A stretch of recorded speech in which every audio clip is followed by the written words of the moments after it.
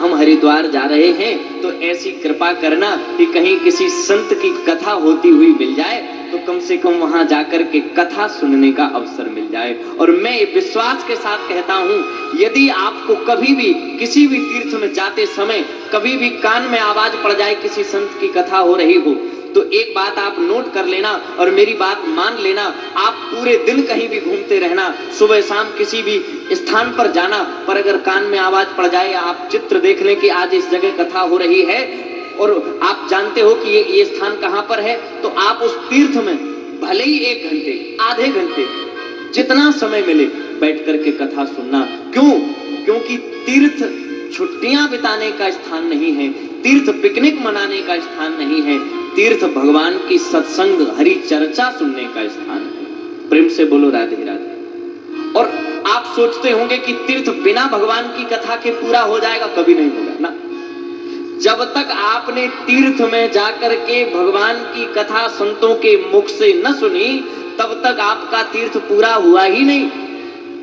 और यदि तीर्थ पूरा करना है तो एक घड़ी आधी घड़ी आधु में पुनियाद और तुलसी संगत साधु की हरे कोट अपराध। अगर आप 1 घड़ी, आधा घड़ी, आधे से भी आधी घड़ी, जितना भी आपको समय मिलता है भगवान की कथा में बिताओ और सत्संग सुनकर के जब आप तीर्थ से लौटोगे तब आपका तीर्थ पूरा माना जाएगा।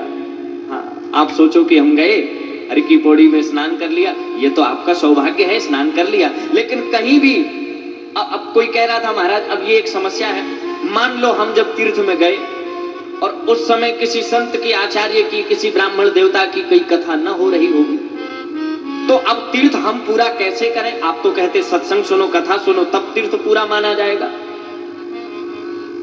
तो उसके 2 उपाय हैं। पहला उपाय,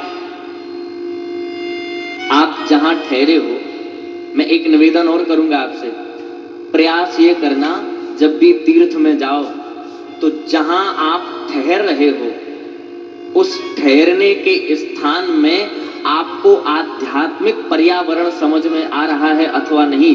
मैं सीधी भाषा में कह दूं, कभी भी तीर्थ में जाओ तो सदैव जिस आश्रम में भगवान की पूजा सेवा, मंदिर में पूजा पाठ हो रही हो, सदैव उसी आश्रम में ठहरना, उतनी देर तो वहां से जुड़े रहो। भगवान के मंदिर की सीढ़ियों पर अगर आपको लेटने को मिल जाए तो इससे सुंदर पवित्र स्थान कुछ नहीं हो सकता है। ये तीर्थ का सौभाग्य है। अब अगर कथा न हो रही हो कहीं और आप तीर्थ में पहुंच गए हो और तीर्थ अधूरा अगर रह रहा है तो क्या करें?